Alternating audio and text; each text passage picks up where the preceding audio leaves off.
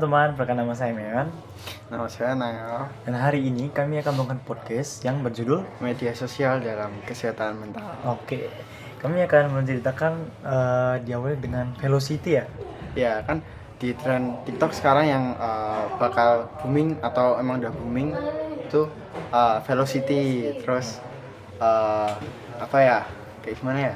Velocity itu ya udah banyak kesebar di mana-mana. Jadinya tuh kayak apa-apa di misal nih kita scroll, kita tuh munculnya tuh velocity terus nggak henti gitu ya. Terus kebanyakan orang-orang tuh kayak ngeliat velocity, aduh gue nggak mau kalah juga nih, gue mau ikutin juga. Nah, saya kayak ketergantungan atau bikin kita tuh tertarik dari konten orang tuh kita ikutin lagi. Nah, selain mereka atau orang-orang yang makan velocity ini dapat penghasilan juga loh.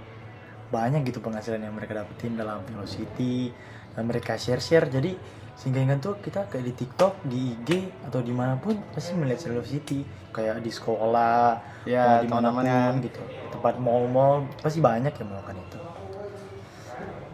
Gimana lagi sih? Apa mungkin ada tambahan?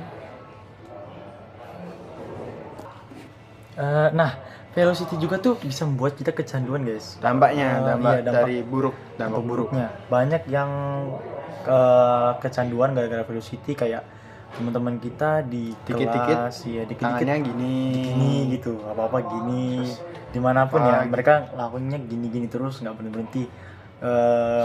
Dia dimanapun kita bahas itu pasti ketemu orang-orang yang velocity atau nggak lagu-lagunya gitu kan, viral masanya. Nah, sekarang gue mau lanjutin lagi yang bahasan dampaknya ya. Dampaknya medsos, media sosial.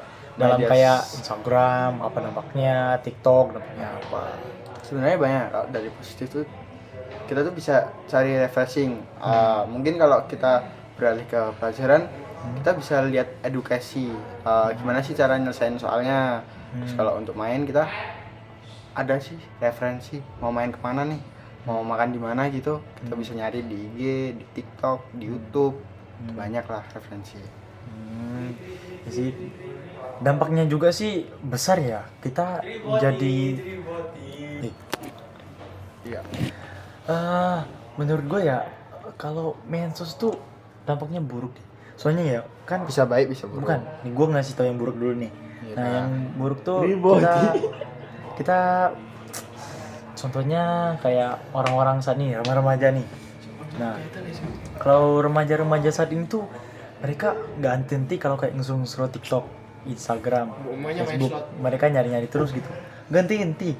Banyak banget yang mereka nyari. Kayak dia apapun hal yang nggak penting, mereka buang-buang waktu mereka untuk ngelihat hal-hal yang aneh atau itu hal-hal kan yang asik atau gimana gitu. Mungkin sih gue ya. Terus gimana? Kalau di sisi lain kan kita kan kayak yang aku omongin itu kan bisa jadi edukasi, referensi. Soalnya itu kita kayak sudut pandang orang itu tergantung apa kebutuhan yang orang itu butuhkan. Orang itu mau capai itu tergantung dari keywordnya, yang pencarian apa sih yang mereka butuhkan, apa yang mereka cari, apa yang mereka lakukan. Tuh. Nah, intinya sih dari pembicaraan ini tuh boleh main TikTok dan boleh main Instagram dan apapun, intinya yang berkaitan dengan batasannya. Ada batasannya.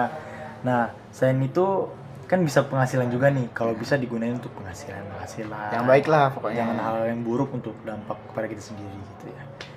Nah, penting kita akhiri ya. Sekian dari kita podcast hari ini. Terima kasih.